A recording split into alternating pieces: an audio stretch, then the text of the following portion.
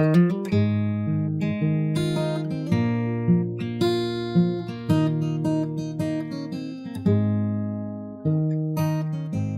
listeners, watchers. This is the Steve Perryman Podcast.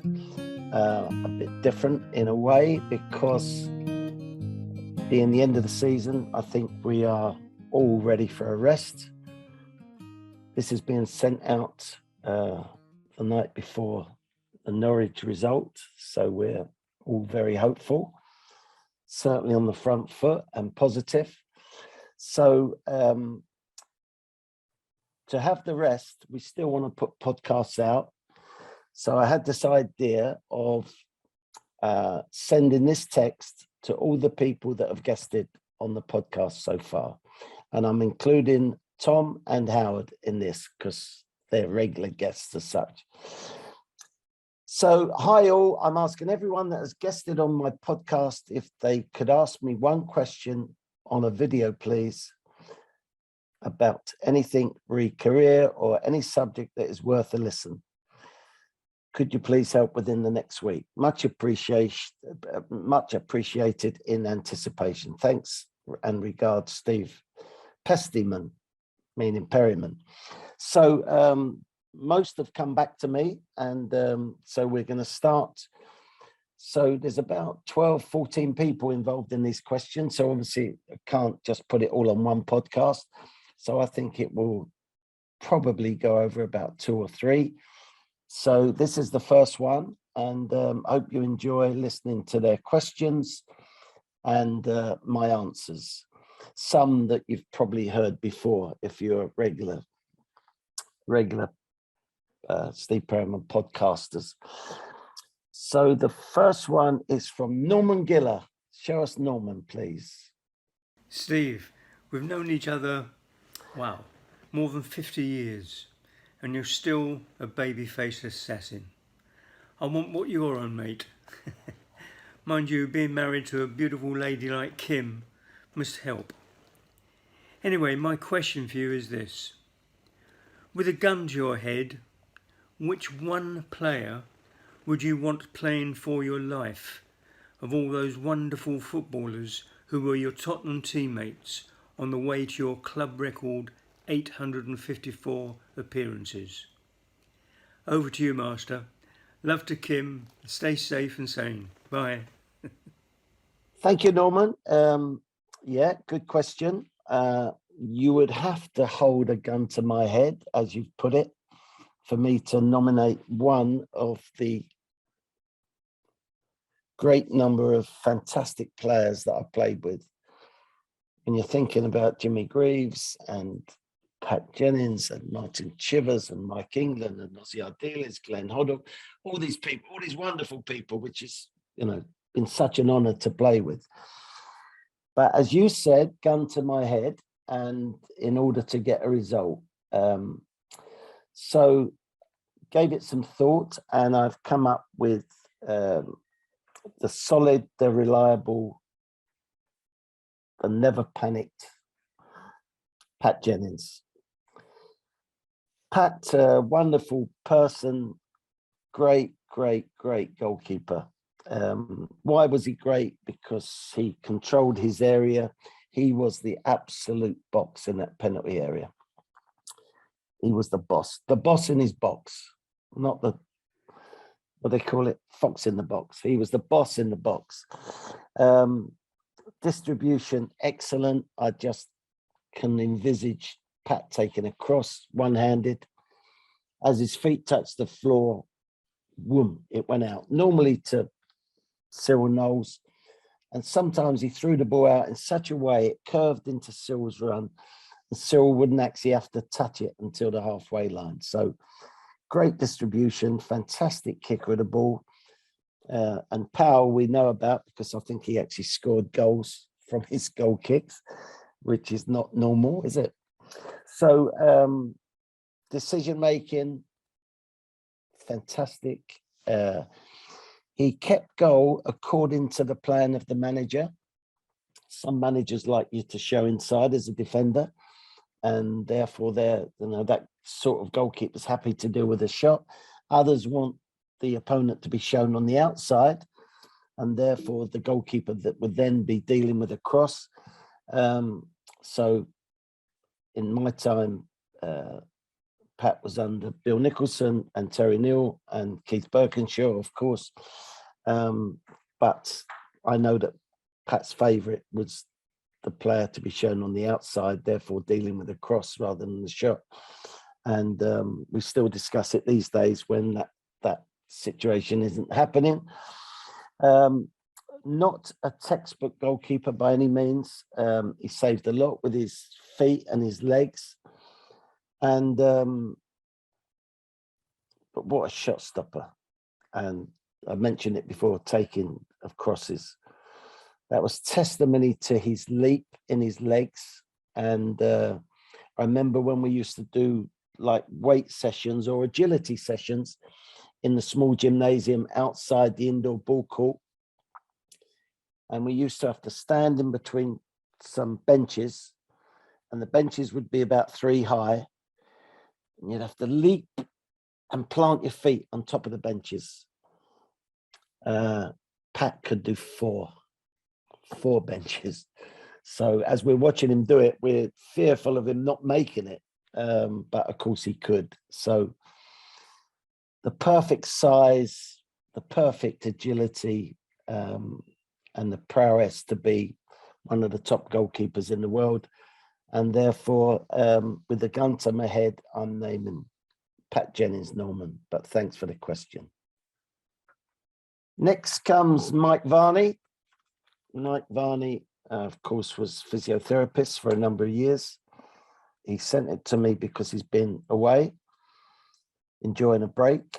And his question was, how did you play so many games without being injured much or getting a career-threatening injury? So, of course, that's a physiotherapist question. I like to think that I've got a common sense about the way that I go about things. And that common sense is particularly relevant to how you deal with injuries when you get them. Small and big, you've got to deal with them in the right way.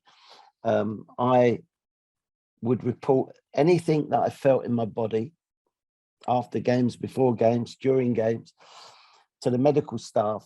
And by doing that, I thought that I was, instead of keeping 100% of the injury to myself, I was actually spreading it to Mike, and therefore now it's 50-50. 50% his problem, 50% mine. So straight away, I'm improving. And of course, that would then maybe go on to the doctor. So communication, absolutely everything. I communicated with myself because I knew my body and my game. So looking back, I wasn't tall, I wasn't quick. And I think both those things helped me to give this answer. So I had to have something, and that something was anticipation. As Bill Nicholson used to say, Steve, son, anticipation. Hopefully I got the message. And so I was able to read situations. So my lack of pace wasn't called into question quite as much as it should have been.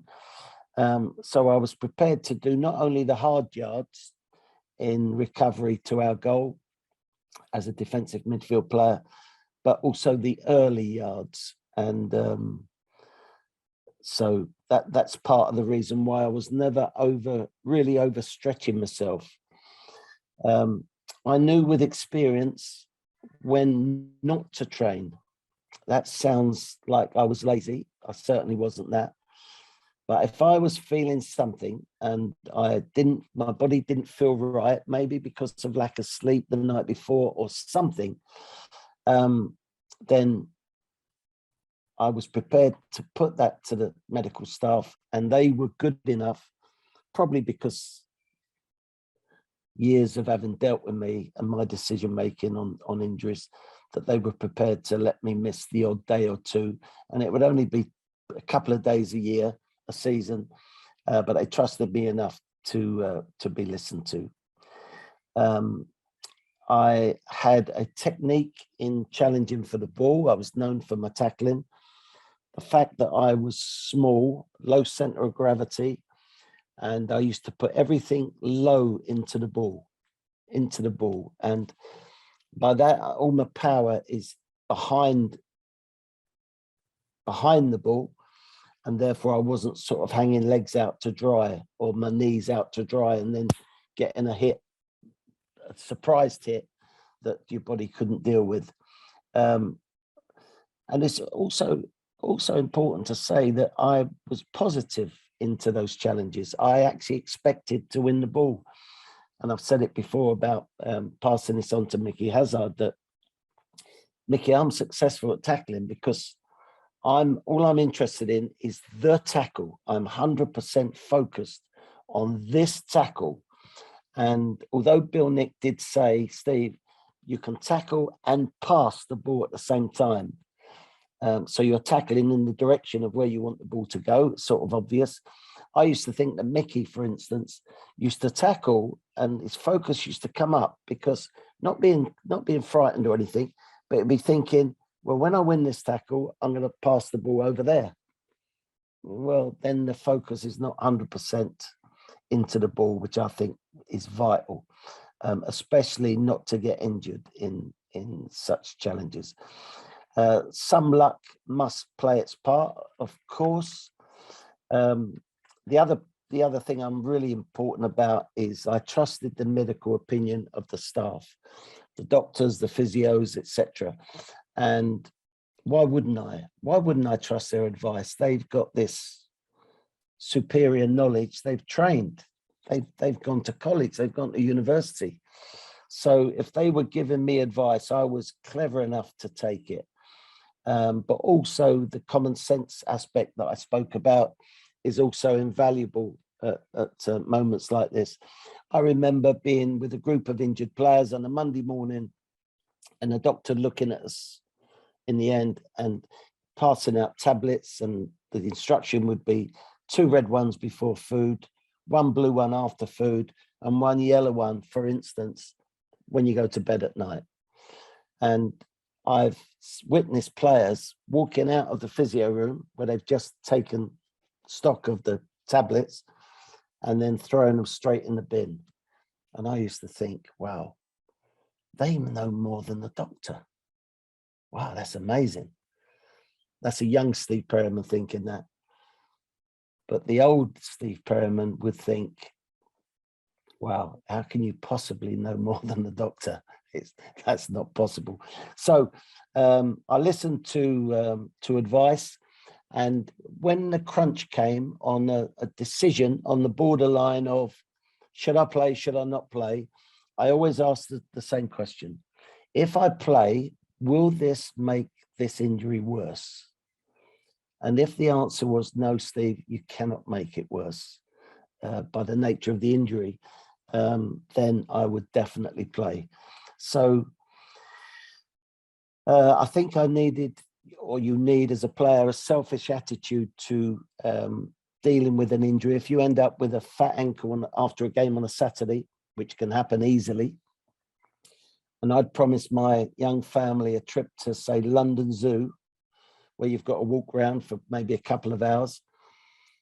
If that next game was going to be on the Tuesday or Wednesday, I would not risk me walking on it for a couple of hours. So the London Zoo visit would be off, and that's me thinking that I'm doing right by my body and my injury. Lastly, being brought up in Bill Nick and Eddie Bailey's era, where you learn most of your lessons, there was 2 things that were said about players. He's a bit weak, which was probably about mentality, and he's a bottle job or a bottler. And I used to think they're never going to say those 2 things about me. So I think it gave me a purpose on my tackling, on my challenging, on my work rate, and therefore the staff, football-wise or injury-wise, trusted me. And therefore, now you've got two groups of people, the player and the staff, trusting each other. And that meant that I was selected and trusted. And yeah, and I think my positive mental attitude helped me stave off a lot of injuries. So thank you, Mike. Good question. And obviously a medical question. So well done you. Thank you very much. Hi, Skipper. It's Graeme Roberts. My question to you is, in the 1981 Cup Final, Ricky Villa got taken off in the first game. You was very close with Keith Burtonshaw, our manager. What did you say to Keith, and what was Keith's answer to you? We're playing Ricky on the Thursday night. All the best, good luck, and come on, you Spurs. Graeme, I think you're going to try and embarrass me with this one. And by the fact that we've done so many events together, you know the answer. So I'm going to own up. So we played the 81 final on the Saturday, the first game, and nobody did well in that game. And I say nobody. And Manchester City were very unlucky not to get a win.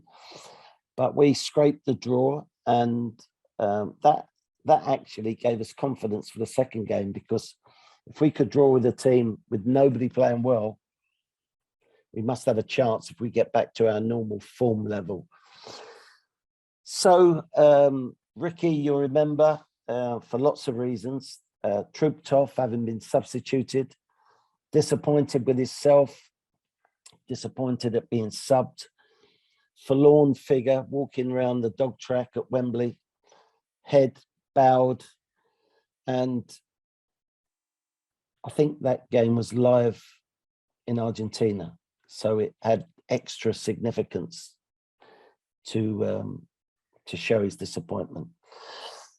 At the end of the game, having got away with the draw, we're now going to go into the dressing room and do everything that we do. And Keith says a few words, and then eventually go into the showers, bath, come out, and players definitely out of the dressing room before me, because I used to take my time. So Keith came up to me and said, so it was Keith leading it in his Yorkshire manner, "Steve, would you play Ricky in replay?" So I said, not having given it too much thought actually, but I said, "No, Keith, not a chance," because I was particularly disappointed the fact that he didn't stay on the bench to watch the rest of the game, having been substituted. So not that I said that to Keith, that's my thinking. And he said, "Well, I'm telling you, he is definitely playing in the replay. 100% he's playing." So I said, "Keith, that's why you're the manager. You have to make decisions like this. But what I will say to you is that if you are so sure, well done you. But go and find Ricky now, wherever he is, because he's sat in a corner or sat on the bus, very disappointed with his display. Go and tell him how much you like him, how much you trust him, and how he is 100% sure of being selected for Thursday's replay. Because that will give him such a lift at a low moment in his career and his life, having played so poorly." So I like to think that I helped that situation because of Keith might have done it anyway, but he did do it. And after that, we got on the bus and we had to go to the West End to have a so-called celebration function. These things have to be arranged before you know the result. Everyone was disappointed. Bill Nicholson sort of was a bit harsh, but that's Bill, about the way we played. And of course, we knew that we didn't play well. So, Graeme, I think you've tried to embarrass me there with that question, and I'm suitably embarrassed with my answer. But I think I helped the it to go positive from that moment on, and tells you what a difficult job managers have got. If you were the manager, you listeners, if you were the manager at that time, at that moment after the game, having just got out of jail, could you say that you would have definitely picked Ricky the second game? In hindsight, of course you would, because we know the quality of the replay winning goal. I'm always asked, did you get that one wrong, Steve? Of course I did. But I also say, well, actually, you never know, because it didn't happen. The Tottenham team didn't play on the Thursday night without Ricky in the team. So maybe, who knows, we might have won more comfortably. I don't think so. Well, we certainly wouldn't have won more entertainingly. And because of the quality of Ricky's goals that we're all never, ever going to forget. I'm sure you're sat indoors now or in your car running that goal through your mind, and what a great goal it was. So well done, Ricky. Thanks for getting us out of jail at that moment. And we all know how important that victory was to the future of Tottenham Hotspur, being back on the big stage, having recovered from relegation, and then started off a purple patch of 4 or 5 years. And Ricky's goal led us to that. So yeah. Good question, Graeme. Thank you very much. Julie Welch is going to do the next question. Julie, thank you very much. And fire away. Give us your question. Hi, Steve. My question would be, if you were 15 now, which elite academy would you have chosen to attend? Hi, Julie. What a good question. Anyone would think that you are a journalist with such a good question. So trying to think back, you remember the story. I was 15 years of age. I wasn't signed for any club, therefore I could look at everyone. Tottenham was the first club to knock on my door. Having played during that season for Ealing Schoolboys, Middlesex, London and England, I had lots of offers. I eventually decided to join Tottenham Hotspur, which again was the first club to knock on my door, so I could have saved myself a lot of aggravation if I'd have signed that form there and then the first time I was asked. But it's nice to be wanted, and I certainly was wanted during that season. So what would change today? Well, again, if you remember the story, geography meant a lot. I was never going to leave home. I was never going to go in digs. And that was very important to me. Also, Bill Nicholson, the quality of the manager, but also facilities.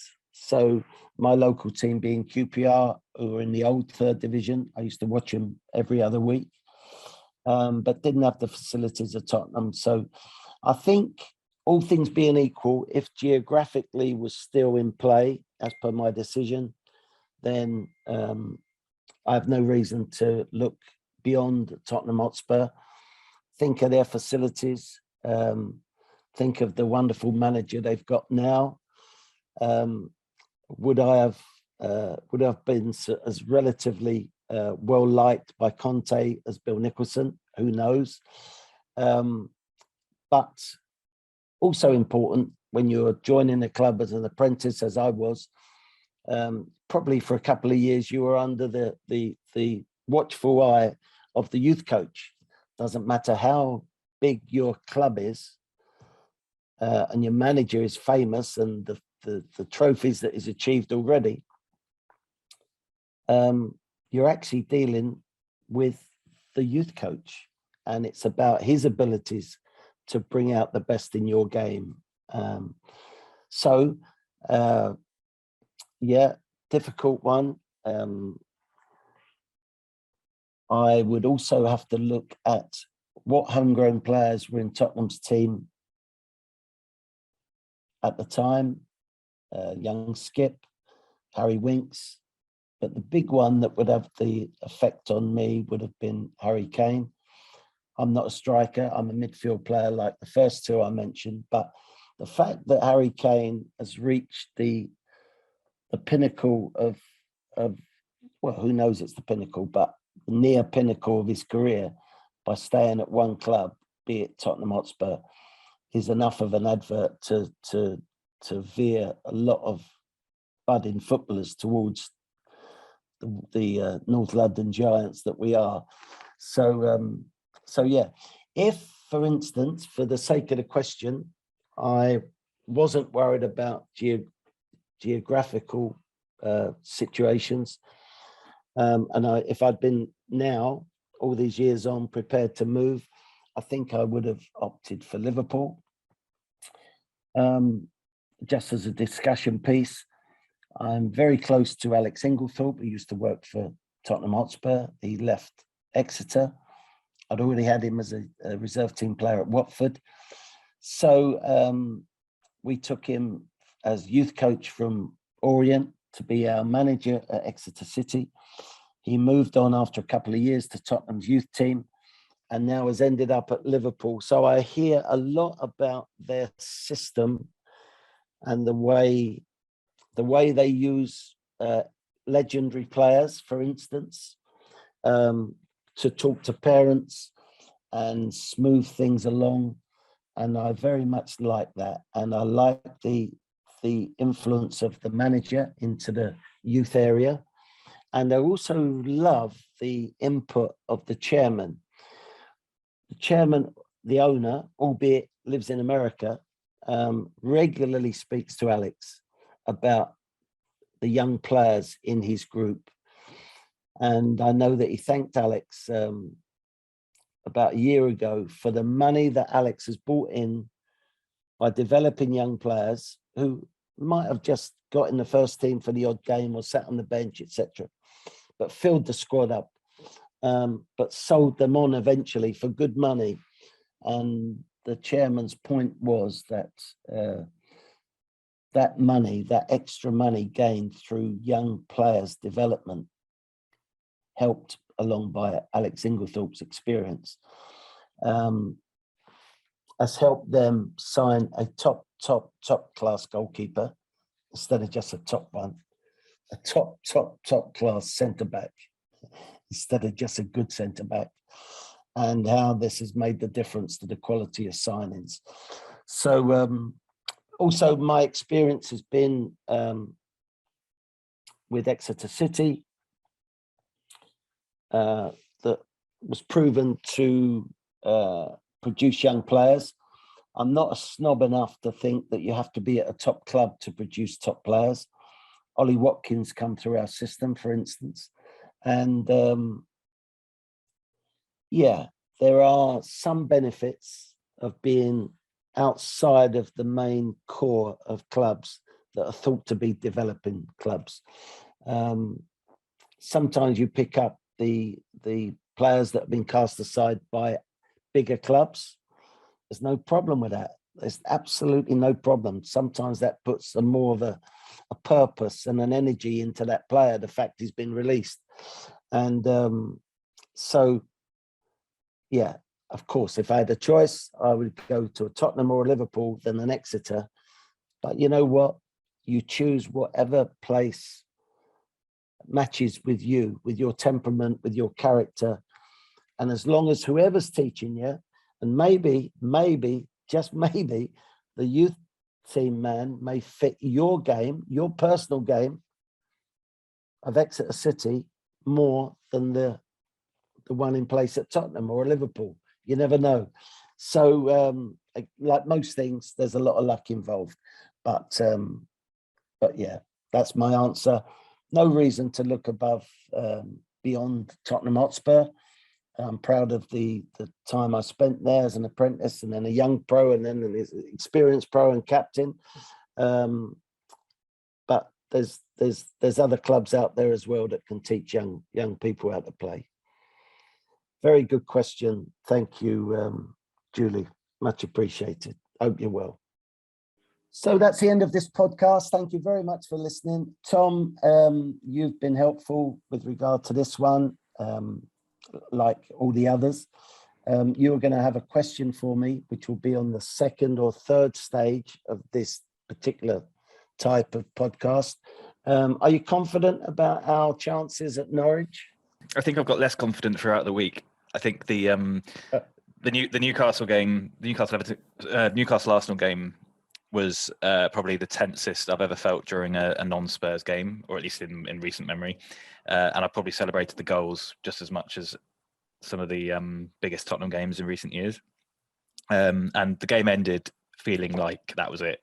They've messed it up, and it's now a foregone conclusion that we're going to be in the Champions League. But as each day since then has gone by, I started thinking more and more about what could go wrong, or what if we just had a stinker on the final day. So I'm just dying for it to be this time tomorrow, and we'll hopefully be celebrating, and we can just enjoy the summer, knowing that we're in the Champions League, and we're very much likely keeping our brilliant manager, keeping our best players, and the only way is up. I mean, yeah, it'd be a massive shock if we don't do what needs to be done tomorrow.